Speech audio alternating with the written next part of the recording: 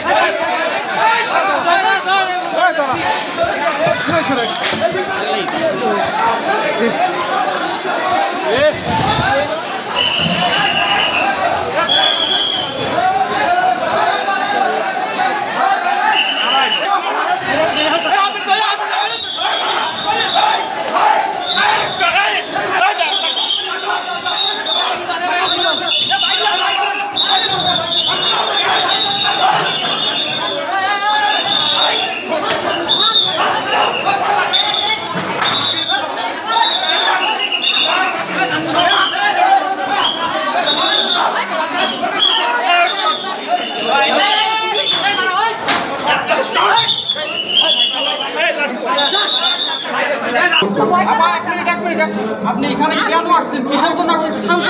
আমি অধিকার চাই। ওর জন্য আমি ভাইরাল হয়ে গেছি।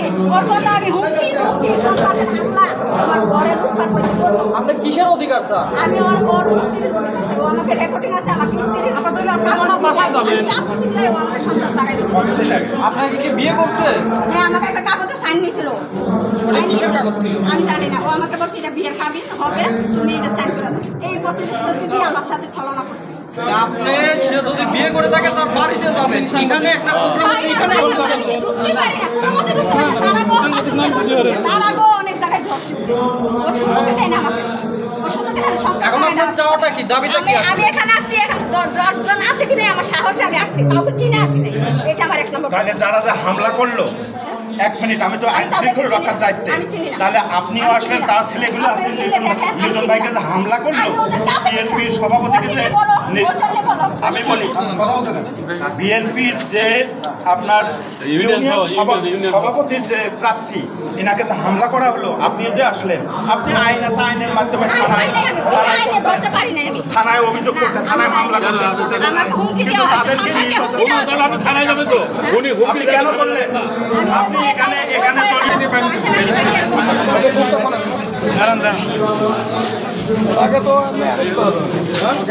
মহিলা যেন না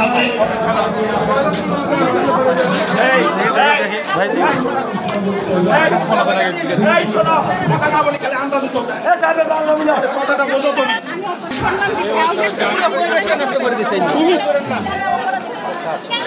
ও শুনছেন